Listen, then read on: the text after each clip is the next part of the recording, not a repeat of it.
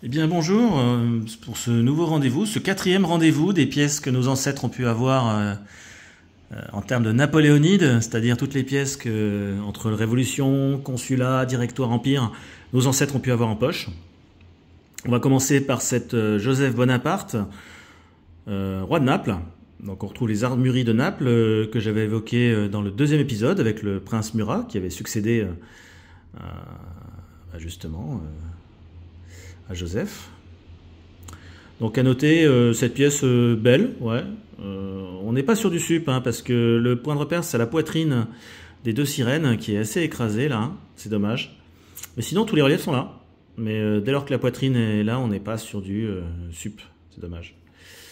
Très belle pièce cela dit, les cheveux on les retrouve bien, beau relief. Ouais. Harmonieuse, belle patine, propre. Enfin, propre, non nettoyé, je veux dire. Sympathique, franchement, ouais. Belle pièce. 120 granats, ça valait, voilà. Après, on va passer au royaume d'Espagne. Hein, vu que Murat va le remplacer, vu que surtout lui, il va prendre le trône d'Espagne en 1808. Voilà. Là, c'est un an après, il a fait cette pièce-là. Donc là, sur ces pièces-là, c'est surtout la gravure des cheveux qui va importer. Évidemment, le côté bleuté est sympathique, il y a tout, hein. Mais bon, voilà, c'est une pièce tout à fait abordable. Grand aigle, celle-là est grand aigle. Pourquoi? Parce qu'à côté, il y a la petite aigle. Voilà, vous allez faire la différence dans le médaillon central. Il y a la grand aigle à gauche, la petite aigle à droite. À savoir que la pequeña águila, petit aigle, est plus cher, plus rare. Voilà. Après, c'est la qualité des gravures qui va faire que. Bon, c'est du bon TB, peut-être TTB, je sais plus. Bon, je dirais plutôt TB, ça. Hein. TB+. Ouais. C'est harmonieuse. Ouais, c'est une bonne, bien solide TB, quoi. Entre les deux, entre TB et TTB. Bon, celle-ci, comment elle était celle-là? Je crois que la gravure était un peu plus fine. On le voit encore une fois, comme je disais, hein, dans les cheveux. Là, effectivement, vous allez voir des petits cheveux de Joseph qui sont les détrompeurs, en fait, qui vont vous donner la valeur de la pièce. Voilà. Avec la petite aigle impériale. Magnifique, sympathique. On a une des sœurs de Napoléon qui a pu battre monnaie, la duchesse de Piombino, Elisa, Luca et Piombino. Voilà, avec son homme. 5 francs, 1807. Alors intéressant parce qu'il y a eu deux modèles, j'ai réussi à avoir les deux. Effectivement, là on va avoir deux modèles différents avec des portraits plus ou moins grands. Bon, celle de gauche c'est la patine qui l'emporte. Elle faisait partie de cette grosse collection que j'ai pu racheter au fur et à mesure. Et celle de droite, on a une gravure hyper fine, incroyable. Là pour le coup on est sur du sup, c'est assez aberrant. 1805. Ouais, magnifique. Ouais. C'est bien en pleine lumière comme ça. Heureusement que le soleil est revenu dans le Jura parce que pour faire des bonnes vidéos c'était pas facile. Avec ce côté bleuté argent magnifique. J'adore. Ouais, c'est tout, hein, le diadème, les cheveux, tout est à voir. Voilà. On va passer au frérot. Le frérot en Hollande.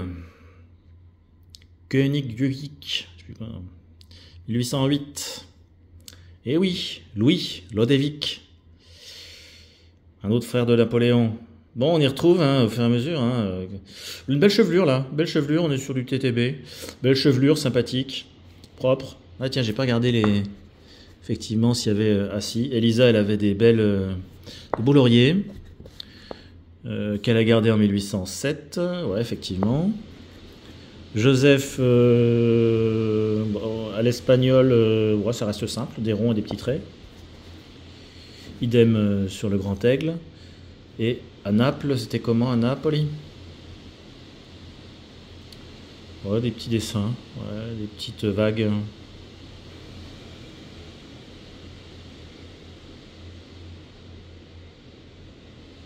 Il y a quand même une gravure écrite, ouais. J'arrive pas à dire. On va passer à notre ami Hieronymus Jérôme. Alors cette pièce-là, j'aime bien. C'est pas commune à trouver.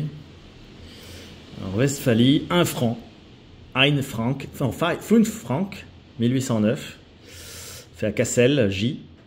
Sympathique, sympathique, sympathique, sympathique. Bon, elle n'est pas en sup, hein, elle a pris quelques rayures, quelques effacements, mais bon après, celle-là, il faut la payer, quoi. Si vous la prenez en sup, bon courage. Gott, Alt, Den, König. Dieu protège le roi, peut-être. Vous me direz, hein, dans les commentaires. Hieronymus, celle-là est un peu plus commune, on la retrouve plus souvent. Ein Feinmark, 1811. Ah non, c'est peut-être le C de Cassel, je me suis gouré. Enfin, bref, je sais plus. Westphalen. Toujours le roi de Westphalie, ouais. Alors celle-là, il y a pas mal de copies qui ont été faites, hein, donc il faut faire gaffe à la chevelure surtout, qui ne trompe pas en fait, hein, quand vous regardez, voilà. Après, les deux chevelures sont pas exactement... la première était bien abîmée, mais... celle de gauche, c'est celle que je viens de regarder, là. Donc, non, des belles pièces sur le roi Jérôme, sympathique. On va passer, parce que la Pauline, princesse de Borghese, il n'y a pas de monnaie.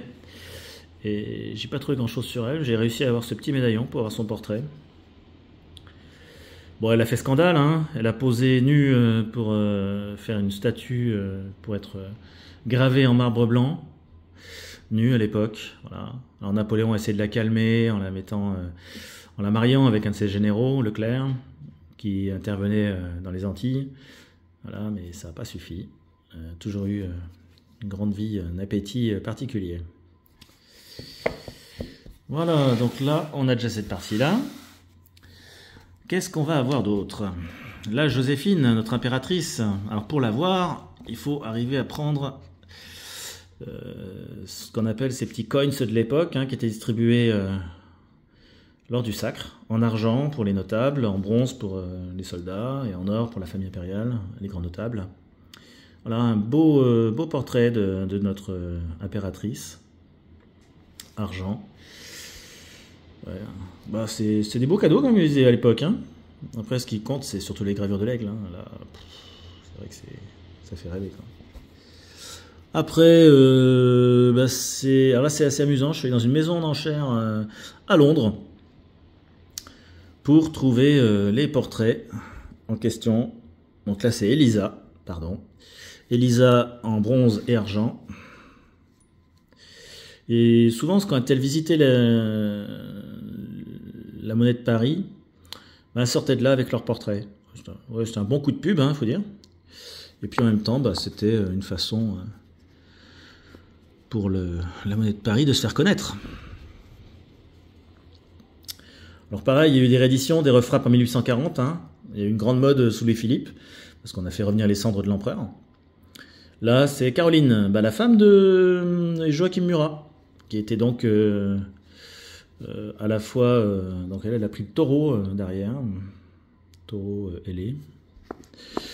La femme du roi de Naples et du roi d'Espagne un peu plus tard. Qui c'est qu'on va avoir là? Je crois que c'est Pauline. Ouais, c'est Pauline. Bah si, Pauline, j'avais aussi. Ah bah oui, donc les 3 Vénus. Finalement, c'est un petit clin d'œil. La petite Pauline en argent, la petite Pauline en bronze. Oh, les graveurs sont superbes, hein. Franchement, je suis bien content de les avoir eues. Donc, c'est fort sympathique. Et puis là, c'est Elisa, je crois. Hein, ouais. Notre duchesse de Piombino. Hortense, pardon, Hortense. Hortense, qui était la fille de Louis. Ouais, c'est ça. L'épouse de Louis et la maman de Napoléon III. Eh oui. Hortense de Beauharnais, d'ailleurs.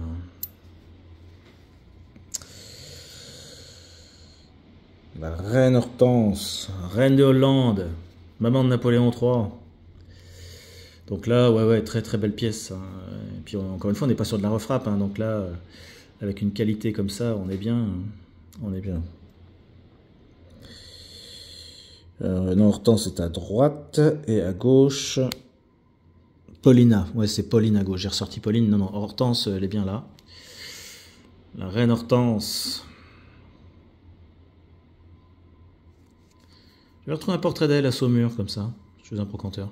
Moi, j'ai tout de suite fondu. J'ai dit, tiens, c'est la maman de Napoléon III. Voilà. Visite la monnaie des médailles. Des médailles. Médaillés. Oui, c'est comme aujourd'hui, quoi. Donc voilà. Eh ben, je vous souhaite une excellente fin de journée. À bientôt pour un prochain épisode.